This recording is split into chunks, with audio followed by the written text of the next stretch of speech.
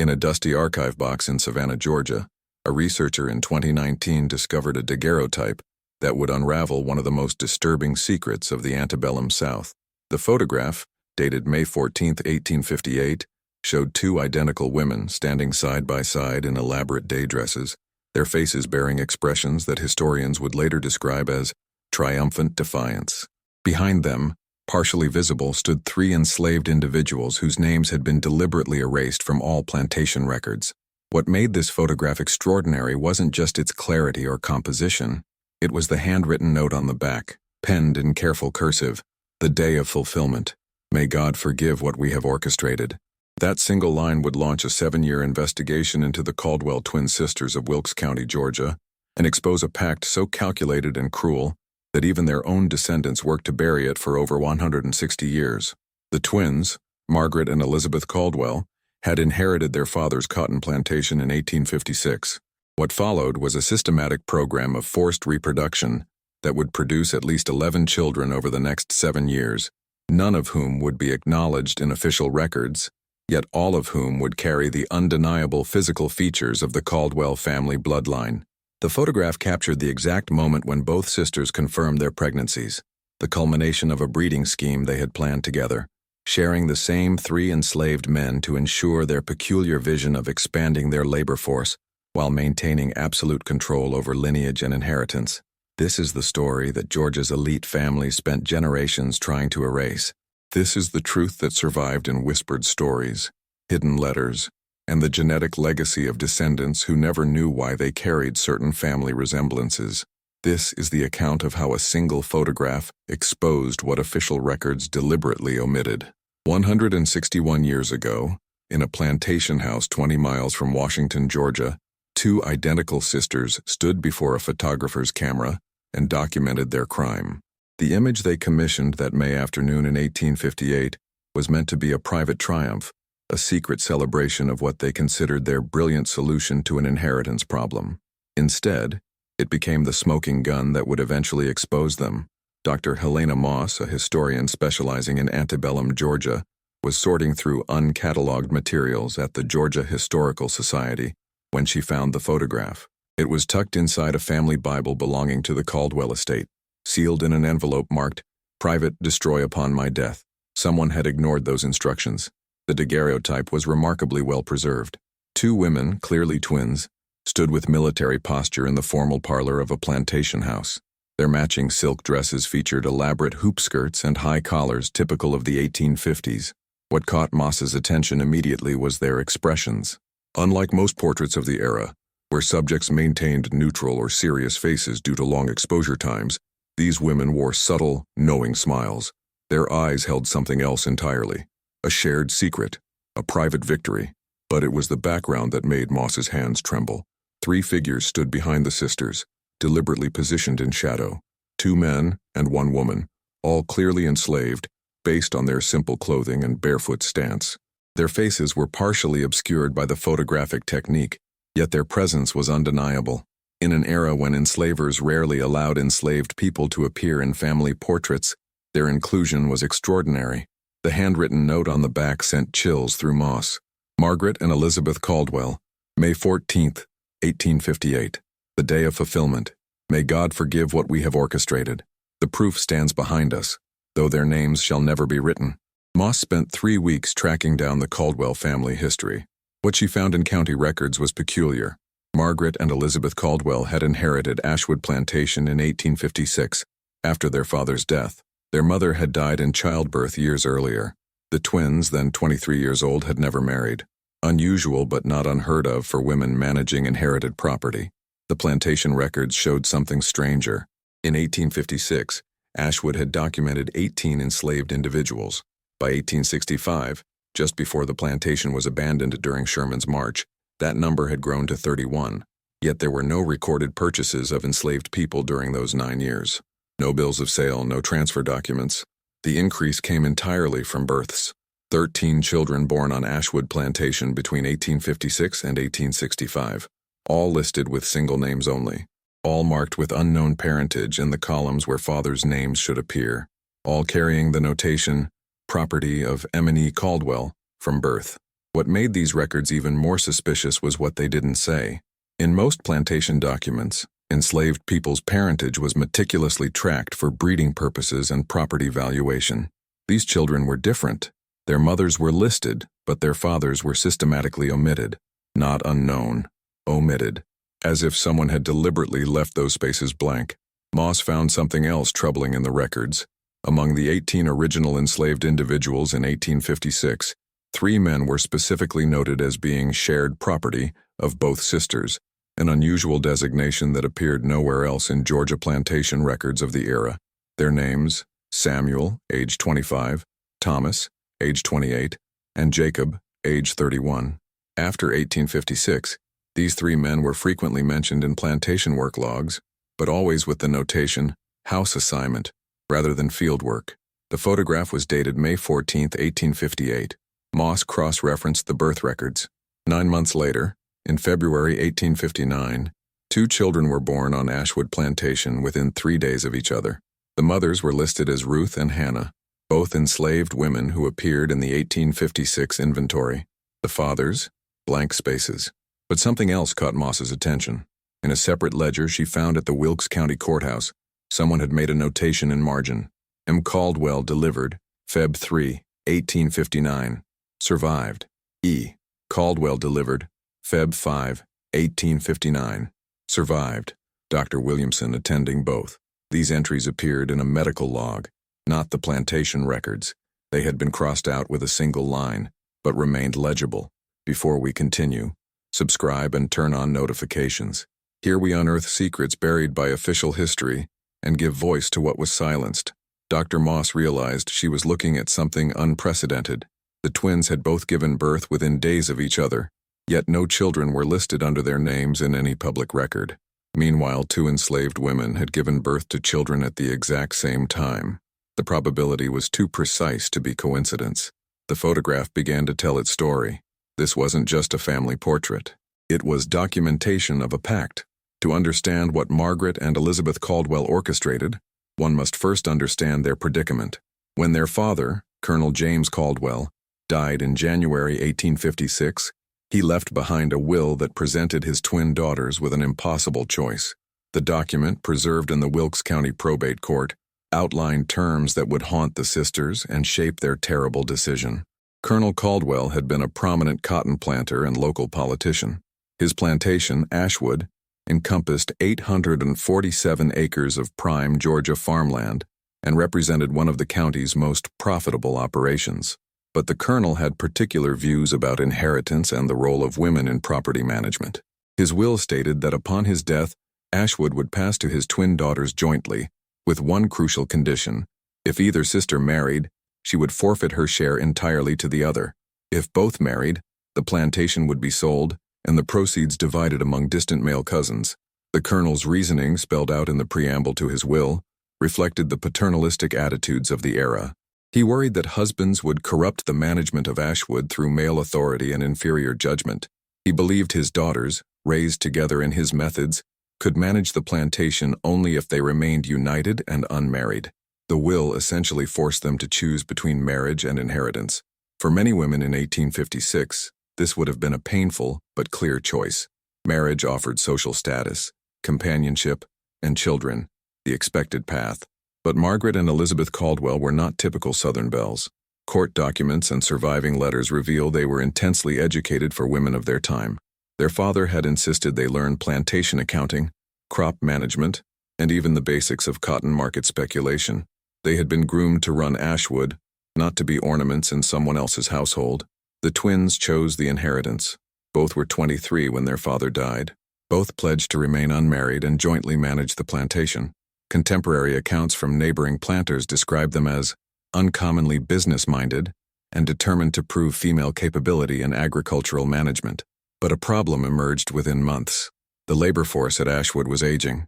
Of the 18 enslaved individuals, most were over 40. Only 4 were women of childbearing age.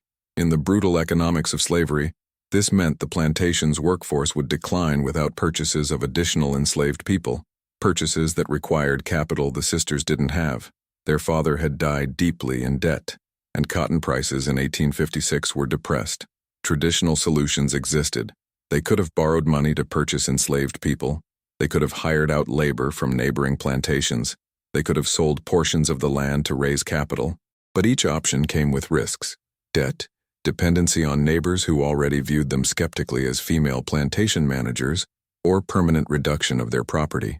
According to a letter found in 2021 among the papers of Dr. Marcus Williamson, the sister's physician, Margaret Caldwell approached him in July 1856 with an unusual inquiry. The letter, written by Dr. Williamson to a colleague in Charleston, described a conversation that reveals the birth of their scheme. Miss M. Caldwell has consulted me regarding a most delicate matter. She inquires whether it is medically possible for she and her sister to bear children without the formal institution of marriage, and whether such offspring could be classified as plantation property rather than heirs.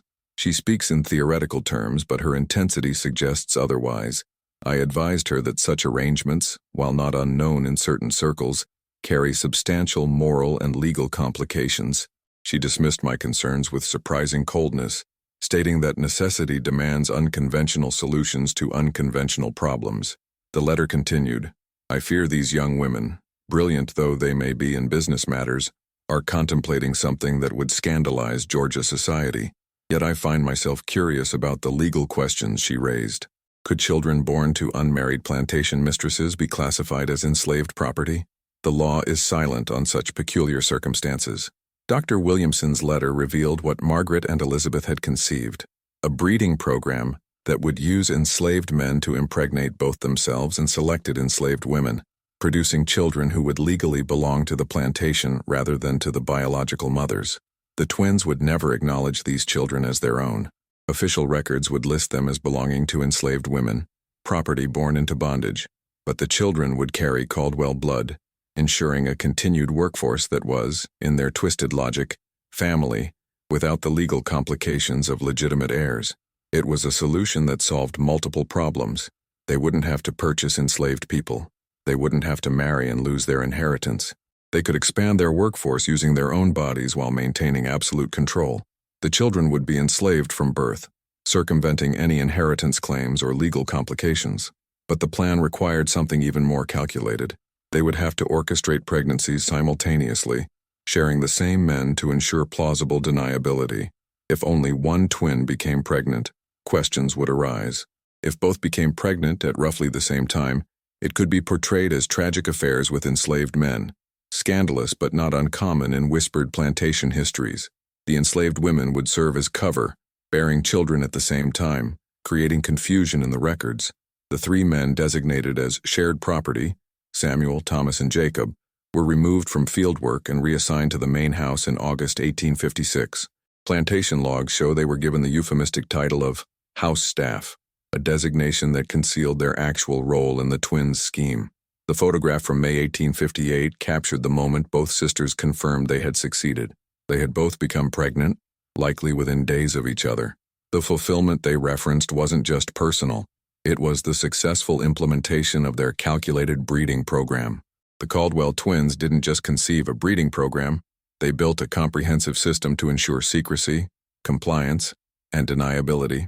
Documents discovered in 2022 reveal the disturbing level of planning that went into maintaining their scheme while presenting a facade of propriety to the outside world. The first element of their system was isolation. Between 1856 and 1865, Ashwood Plantation became increasingly closed off from neighboring properties. Records from the Wilkes County Agricultural Society show that Margaret and Elizabeth, who had been active members in 1856, withdrew from all social functions by late 1857. They stopped attending church services. They declined invitations to neighboring estates. They conducted business through written correspondence rather than in-person meetings. A letter from Sarah Mercer, wife of a neighboring planter, to her sister in Savannah described the situation in March 1858. The Caldwell twins have become absolute hermits. No one has been inside Ashwood for over a year. Even the pastor, Reverend Clark, was turned away when he attempted a pastoral visit. Margaret sent word that they preferred private devotions. The entire county whispers about their peculiarity, but no one dares confront them directly. Their cotton production remains strong. Their accounts are paid promptly, and they answer to no husband or father. What can anyone say? The isolation served a crucial purpose. It prevented witnesses to the twins' conditions during pregnancy. In 1858, proper ladies of standing would never appear in public while visibly pregnant. Margaret and Elizabeth used this social convention to their advantage. By withdrawing completely, they could carry pregnancies to term without explaining themselves to neighbors or church communities. Inside Ashwood, they implemented a rigid spatial segregation. Architectural analysis of the plantation house, conducted in 2020, revealed modifications made between 1856 and 1858. The twins converted the entire second floor into private quarters, with separate entrances from the outside. They installed locks on interior doors. Most significantly, they added a small building behind the main house, described in construction records as a medical facility. Dr. Williamson's journals, discovered by his great-great-grandson in 2023, provide disturbing details about this facility. The doctor recorded at least 27 visits to Ashwood between 1856 and 1865, most conducted after dark. He described a room equipped with medical instruments, birthing equipment, and accommodations for multiple simultaneous deliveries. He noted that the twins insisted on absolute confidentiality, paying him 3 times his normal fee, and requiring him to arrive and depart without being seen by neighboring properties. One journal entry from February 1859 is particularly revealing. Attended both M and E Caldwell in labor, February 3rd and 5. Also attended to Ruth and Hannah on the same dates. The twins have orchestrated this with precision that borders on the diabolical. All 4 women delivered healthy infants within a span of 72 hours. The Caldwell sisters' children were immediately removed to separate quarters. Ruth and Hannah's children remain with their mothers. The twins insist all 4 infants be recorded as property of enslaved mothers. I have grave concerns about this deception, but I am bound by physician-patient confidentiality, and I confess, by the substantial fee they have offered for my silence. The records show this pattern repeated. In 1860, both twins became pregnant again, as did 2 other enslaved women. In 1862, despite the war, another synchronized pregnancy occurred. Each time, Dr. Williamson recorded the births in his private journals, but not in public medical records. Each time, the twins' children disappeared into the enslaved quarters, raised as property rather than heirs. But the most disturbing element of their system was the psychological control they maintained over the enslaved people involved. A testimony recorded in 1867 by a Freedmen's Bureau agent provides rare insight. The agent, Captain Robert Harrison, interviewed Hannah, one of the women mentioned in the birth records. Her statement, preserved in National Archives documents, describes the terror. Miss Margaret and Miss Elizabeth, they told us what would happen if we ever spoke truth about those children. They said we'd be sold south to the sugar fields, where life is measured in years, not decades. They said our own children would be sold separately, scattered across different states. They said no one would believe enslaved women accusing white ladies of such things. They were right. Who would believe us? Hannah described how the twins used the 3 men, Samuel, Thomas, and Jacob, as instruments of their program. Those men didn't have choice either. Miss Margaret told Samuel straight that if he didn't comply, his mother Mary would be sold. Thomas had a wife and child. They threatened to break up his family. Jacob tried to refuse once, and they had him whipped publicly, said he was being insolent. After that, none of the men resisted anymore. The testimony reveals that the entire enslaved community at Ashwood lived under a regime of terror designed to enforce silence. The twins rewarded compliance with slightly better food rations and threatened resistance with family separation, the cruelest weapon in the enslaver's arsenal. Now, I invite you to leave in the comments where you're watching from and the exact time you're hearing this story. I want to know how far these silenced accounts reach. By 1860, the system was operating smoothly. Ashwood Plantation had increased its enslaved population to 28, with most of the growth coming from births. Cotton production remained stable. The twins maintained their reputation as successful, if eccentric, female planters. And the secret of their breeding program remained buried beneath layers of falsified records, terrorized silence, and social isolation. But secrets, particularly ones this elaborate, leave traces. The twins couldn't have imagined that a photograph, a doctor's private journals, and Freedmen's Bureau testimonies would eventually converge to expose what they had done. They couldn't have foreseen that science itself, DNA testing, would become their final accuser. Between 1859 and 1865, 13 children were born at Ashwood Plantation. According to official records, all were the offspring of enslaved mothers. According to the truth that would emerge 160 years later, at least 6 of them were Margaret and Elizabeth Caldwell's biological children, children they would never acknowledge, never raise as their own, and never allow to escape the bondage into which they were deliberately born. The documentary evidence of this horror comes from multiple sources that researchers gradually pieced together. Dr. Helena Moss's initial discovery of the photograph led to a wider investigation that drew in genealogists, historians, and eventually descendants themselves. What they uncovered was a systematic pattern of erasure and deception. The birth records at Ashwood are peculiar in their inconsistency. For enslaved children born before 1856, plantation ledgers typically noted physical descriptions, health status, and projected value. These were property records, after all, maintained with the cold precision of livestock inventories. But for the 13 children born between 1859 and 1865, the records become sparse and deliberately vague. A typical entry reads, born to Ruth, February 3, 1859, female, property of M&E Caldwell. That's all. No physical description, no health notation, no father listed, not even with the designation unknown. Just blank spaces where information should be.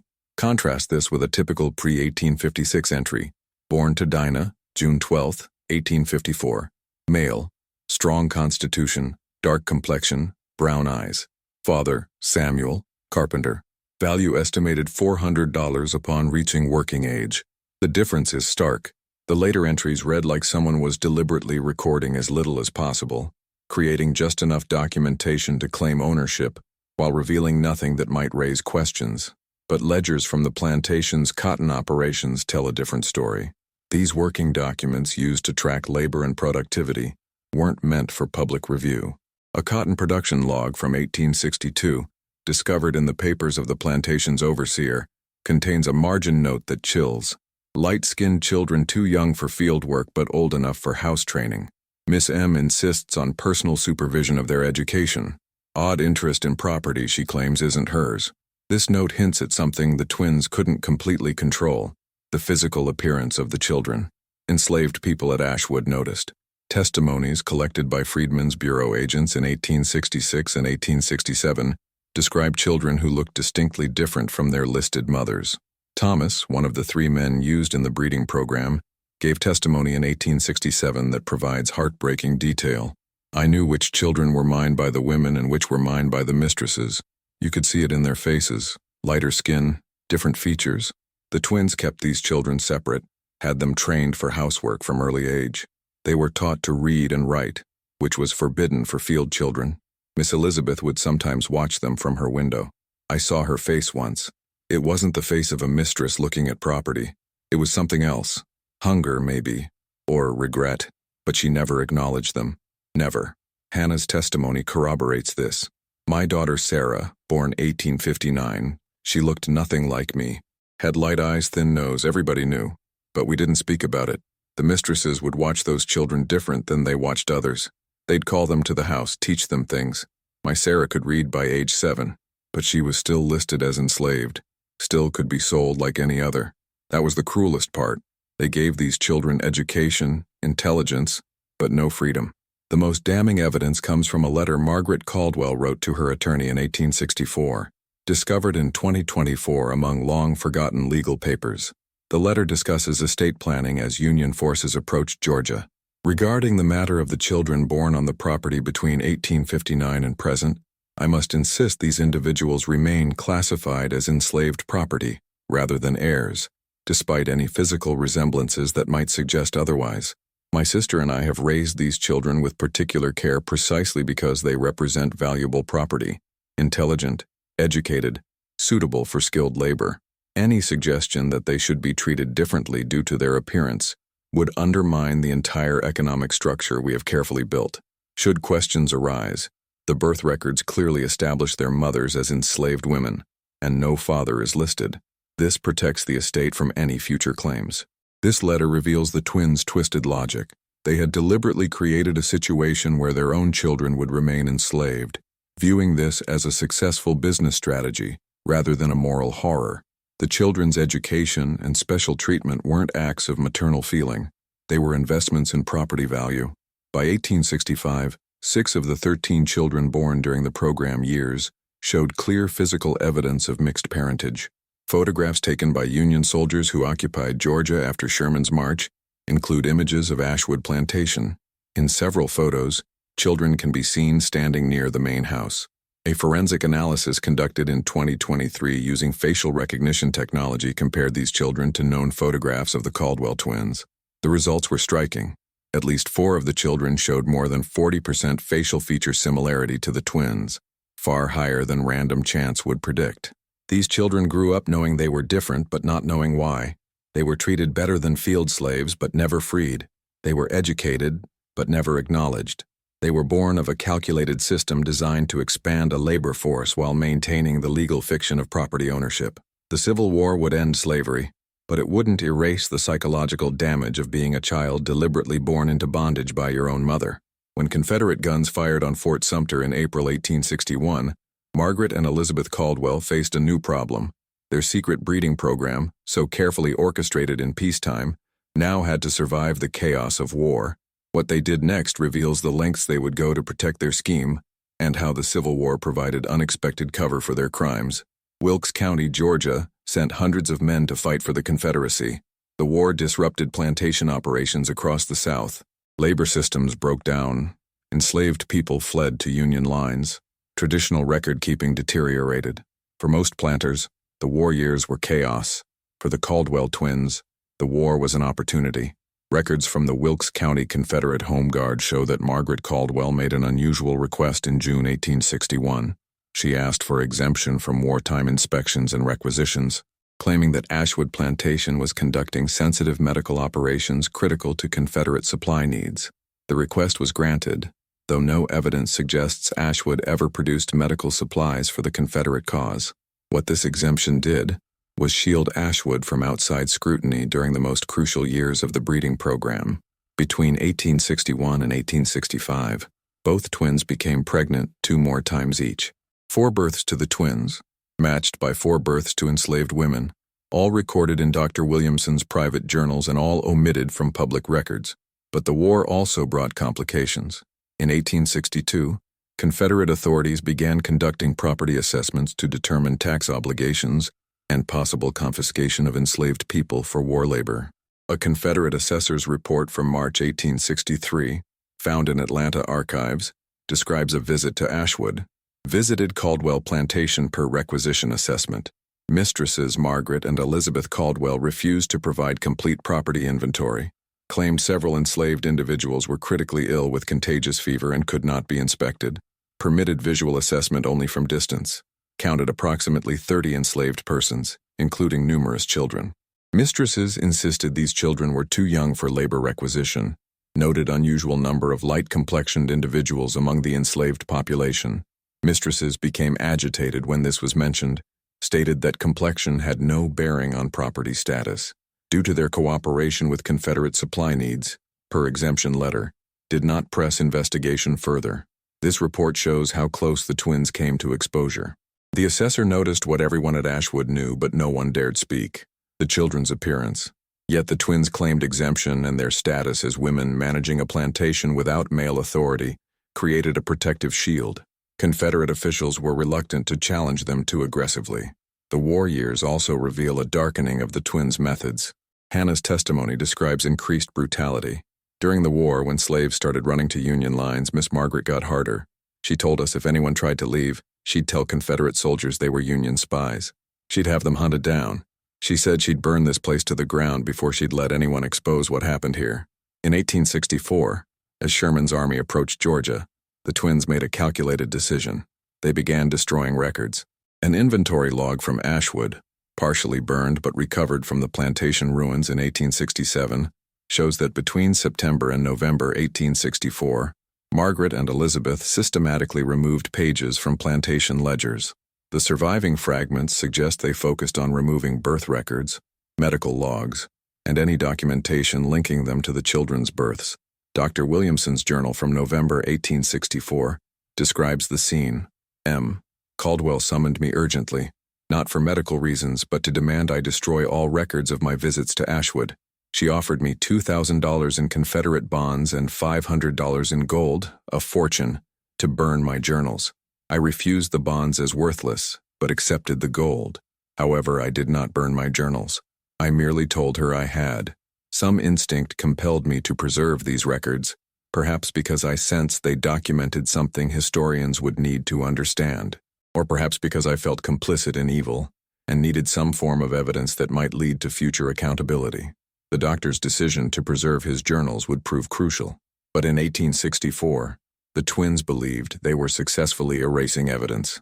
When Sherman's army reached Wilkes County in November 1864, Ashwood Plantation was spared the complete destruction that befell many properties. Union soldiers occupied the plantation house for 3 days. Reports from Union officers describe an unusual scene. Major Oliver Howard wrote in his campaign journal, "Encountered 2 spinster sisters operating a plantation alone. Claimed they were loyal Unionists who had opposed secession. Hard to believe given their substantial slaveholdings. The enslaved people on the property were reluctant to speak with our men. One woman, when pressed, said only, 'The mistresses have secrets that die hard.' She would say nothing more. We liberated the enslaved individuals as per orders, but several declined to leave immediately. They seemed frightened of something beyond Confederate soldiers. This testimony is significant. Even with liberation at hand, some of Ashwood's enslaved people were afraid, not of Confederate reprisal, but of the twins themselves. The terror they had instilled ran deeper than ordinary enslavement. As the Union Army moved on, Margaret and Elizabeth Caldwell faced a new reality. Slavery was ending. Their breeding program was becoming impossible to maintain. The children born into their scheme were now teenagers or young children. Emancipation would free them, but the twins still had one advantage. Official records showed no connection between the mistresses and the children. The twins could walk away from their own offspring without legal consequence, but they couldn't control the memories of those who lived through it. They couldn't control the genetic evidence locked in blood and DNA. And they couldn't destroy the photograph they had commissioned in their moment of triumph, the photograph that would eventually expose everything. When slavery ended in Georgia in 1865, 31 formerly enslaved people walked away from Ashwood Plantation. Among them were the 13 children born during the Caldwell twins' breeding program, including at least 6 who were the biological offspring of Margaret and Elizabeth themselves. What happened next was perhaps the cruelest phase of the entire scheme. The twins never acknowledged these children, never provided for them, and actively worked to ensure their story would die in silence. The Freedmen's Bureau established an office in Washington, Georgia, in August 1865. Bureau agents were tasked with helping formerly enslaved people transition to freedom, which included recording testimonies, adjudicating labor disputes, and investigating reports of abuse. Ashwood Plantation should have been a major case. It wasn't. Records show that Margaret and Elizabeth Caldwell met with Freedmen's Bureau agents in September 1865.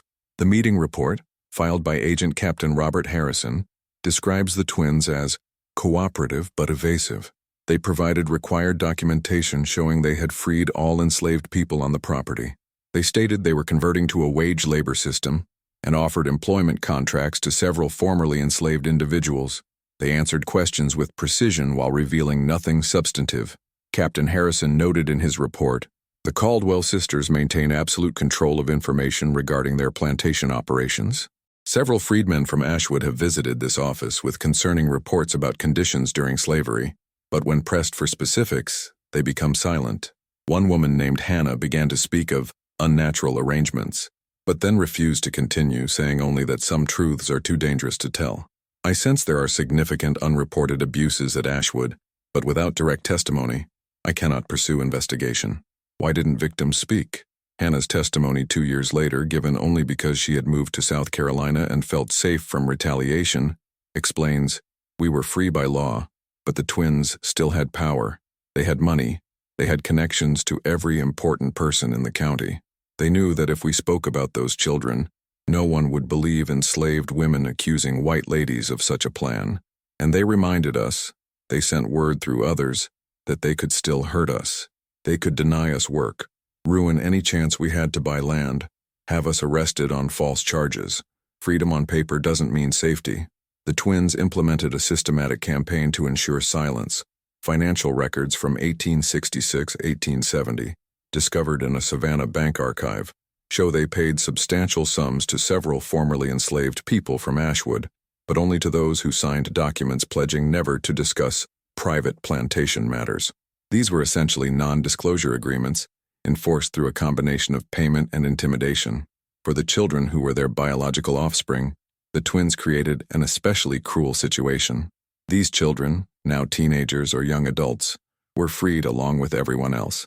But unlike typical formerly enslaved people, they had received education. They could read, write, and perform skilled labor. The twins used this against them. A letter from Elizabeth Caldwell to a business associate in Augusta, dated March 1867, reveals the strategy. Regarding the educated young people previously employed at Ashwood, several have secured good positions in Augusta and Savannah as clerks and skilled workers.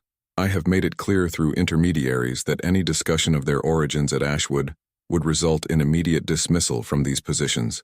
Employers trust my references. These young people understand their opportunities depend on my continued goodwill and silence. They will not speak. This was psychological torture refined to an art. The twins had created a generation of people who were biologically their children, but legally strangers. They had given these children enough education to succeed in freedom, but made that success conditional on denying their own history. They had weaponized opportunity itself. The broader white community in Wilkes County was complicit in the silence. Planter families who suspected something unusual had occurred at Ashwood chose not to investigate. The Caldwell twins were, after all, successful female property owners who had maintained agricultural production throughout the war. In the devastated post-war South, success was rare enough that people didn't look too closely at its sources. If this story has gripped you, leave a like. It helps the Caldwell twins story reach more people. A newspaper article from the Washington Gazette in 1869 perfectly captures the community's willful blindness. Writing about Margaret and Elizabeth Caldwell's success in converting to wage labor, the editor praised them as exemplars of female capability and post-war adaptation. The article never mentioned their unusually large workforce of formerly enslaved people, never questioned the demographics of their labor force, and never investigated why so many light-complexioned young people seemed to have connections to Ashwood. By 1870, the silence was nearly complete. Dr. Williamson had moved to Augusta, taking his journals with him. Hannah and several other witnesses had migrated to other states. The children born into the breeding program had scattered across Georgia and beyond, most using assumed surnames, and never disclosing their connection to Ashwood. The plantation itself was sold in 1872 to a merchant from Atlanta, who had no connection to its history. Margaret and Elizabeth Caldwell moved to Savannah in 1873, where they lived quietly until Margaret's death in 1889, and Elizabeth's in 1894. Their obituaries in the Savannah Morning News described them as respected members of the community and successful businesswomen of the agricultural sector. Not one word about children, not one mention of the system they had created. The silence lasted 125 years. It might have lasted forever if not for a photograph preserved in a family Bible and a doctor's journals hidden in an attic, and most importantly, if not for descendants who began asking questions about their own genealogies. In 1994, a woman named Patricia Morrison was researching her family genealogy in Atlanta when she encountered an impossibility. According to family oral history, her great-great-grandmother had been born enslaved at a plantation in Wilkes County, freed in 1865 and moved to Augusta. But when Patricia requested her great-great-grandmother's birth records, she found something that didn't make sense. The plantation records listed her great-great-grandmother, Sarah, as born in February 1859 to an enslaved woman named Hannah. No father listed, property of M&E Caldwell. But family photographs from the 1890s showed Sarah as a very light-skinned woman with features that didn't match typical descriptions of Hannah's appearance in other records. More puzzling, Sarah had been educated, literate, and worked as a teacher, unusual for someone born enslaved and freed at age 6. Patricia began digging deeper. She wasn't looking for scandal. She simply wanted to understand her family's history. What she uncovered would eventually contribute to exposing the Caldwell twins' secret. Through genealogical societies and African American historical organizations, Patricia discovered she wasn't alone. At least 7 other families had similar stories. Ancestors born at Ashwood Plantation between 1859 and 1865 listed as born to enslaved mothers with no father recorded, but possessing physical features and education levels that suggested something more complicated. In 1998, these families connected through an online genealogy forum. They shared photographs, documents, and family stories. A pattern emerged. All of their ancestors had been light-skinned. All had received unusual education for enslaved children. All had scattered from Ashwood immediately after emancipation, and all had been reluctant to discuss their origins, taking secrets to their graves. One descendant, Marcus Thompson of Chicago, shared a particularly revealing family artifact, a letter his great-great-grandfather Jacob had written to his son in 1903. Jacob had been one of the 3 men the Caldwell twins designated as shared property in 1856. The letter, never sent and found among Jacob's possessions after his death, contained a confession. "Son, there are things I should tell you about your blood before I die. You wonder why I never speak of the plantation years. You wonder why I left Georgia so quickly and never looked back. The truth is too shameful and too dangerous. I was used by the mistresses for purposes I cannot write plainly. Children were born from this use. I believe at least 2 were mine by the mistresses themselves, but they were listed as belonging to other women. Those children were educated and treated differently but never acknowledged. I have tried to find them over the years, but they scattered like leaves in wind. Some passed for white. Some disappeared into colored communities. I pray they found peace. I never did." This letter was the first concrete evidence from a victim confirming the breeding program. Marcus Thompson shared it with other descendants, and the group decided to pursue formal investigation. In 2001, they contacted Dr. Helena Moss at the University of Georgia, who was researching antebellum plantation systems in Georgia. Dr. Moss was initially skeptical. Extraordinary claims require extraordinary evidence. But when she examined the documents the descendants had collected, she recognized a pattern consistent with systematic abuse and record falsification. Dr. Moss began her own investigation, which led to the discovery of the photograph in 2019. But before that breakthrough, she worked with the descendant families to gather DNA evidence. In 2005, she coordinated DNA testing for 12 individuals descended from people born at Ashwood Plantation between 1859 and 1865. The results were stunning. Genetic analysis showed that 8 of the 12 descendants shared significant DNA markers, suggesting a common paternal lineage, consistent with them being descended from the same 3 men, Samuel, Thomas, and Jacob. More significantly, when compared to DNA samples from the Caldwell family line, obtained through distant cousins who had no knowledge of the scandal, 6 of the 12 showed genetic markers indicating probable descent from the Caldwell family. Dr.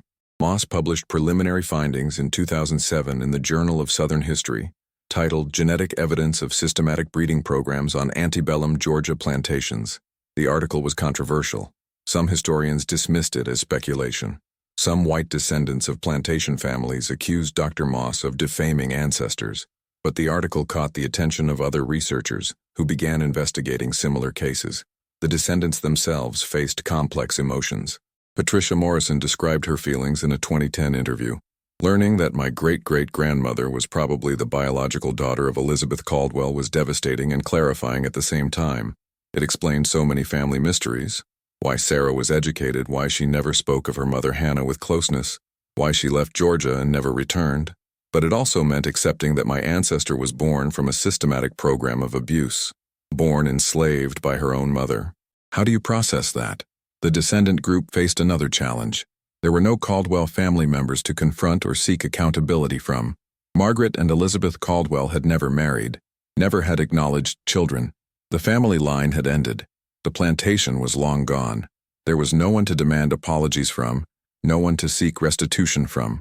What they could do was document the truth. Between 2005 and 2019, the descendants worked with Dr.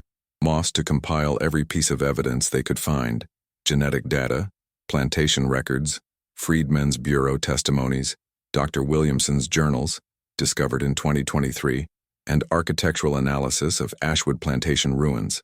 Their work created the foundation that would make sense of the photograph when it was finally discovered. The photograph that showed Margaret and Elizabeth Caldwell on the day they both confirmed their pregnancies, standing proudly with the 3 men they had used in their scheme. When Dr. Helena Moss discovered the Caldwell photograph in 2019, She immediately recognized its significance, but the photograph alone didn't constitute proof. It was circumstantial evidence that needed to be corroborated with other sources. What happened over the next 6 years was a remarkable convergence of archival discoveries, forensic analysis, and historical detective work that finally established the full truth about Ashwood Plantation. The first breakthrough came in 2021 with the discovery of Dr. Marcus Williamson's journals. Williamson's great-great-grandson, Thomas Williamson III, was sorting through family materials in his grandfather's attic in Augusta when he found a locked metal box. Inside were 12 leather-bound journals covering 1850-1880. The journals detailed Dr. Williamson's medical practice, including his work at Ashwood Plantation. Thomas Williamson contacted Dr. Moss after reading her 2007 article. When Moss examined the journals, she found documented proof of what descendants had long suspected: detailed records of deliveries at Ashwood, notations about the twins' pregnancies, and the doctor's own moral struggles with his complicity.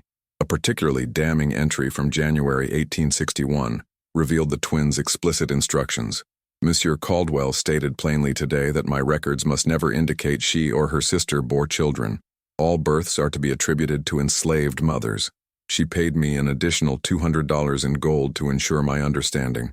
I am complicit in creating enslaved children from free mothers. God help me, but I continue. Another entry from 1864 described the twins' attempt to destroy evidence. M. offered me $2,000 to burn my journals. I pretended to comply but preserved them. These records may someday be crucial evidence of what occurred at Ashwood. I am too much a coward to speak now, but perhaps future generations will have the courage I lack. The journals provided dates, names, and medical details that corroborated everything the descendants had claimed. But Dr. Moss needed more to establish absolute certainty. In 2022, archaeologists from the University of Georgia conducted an excavation at the Ashwood Plantation site. The plantation house had burned in 1898, leaving only foundation ruins. But ground-penetrating radar revealed structures that plantation records hadn't mentioned: the separate medical building Dr. Williamson described, additional outbuildings, and a small cemetery. The cemetery was unmarked and unrecorded in any official documents. Excavation revealed 11 graves, all dating to 1856-1865, based on artifact analysis. 9 were adults, 2 were infants. Forensic anthropology revealed that 5 of the adult remains showed evidence of malnutrition and physical trauma consistent with enslavement. But 3 adult remains showed different patterns: better nutrition, less physical trauma, and dental work, expensive medical care unusual for enslaved people. Most significantly, the 2 infant remains showed developmental issues consistent with inbreeding, genetic problems that arise when closely related individuals reproduce.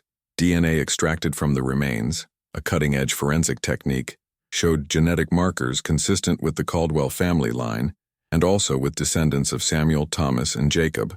Dr. Rebecca Chin, the forensic anthropologist who led the excavation, explained the significance. What we found suggests that not all pregnancies in this breeding program resulted in healthy children. Infant mortality was high.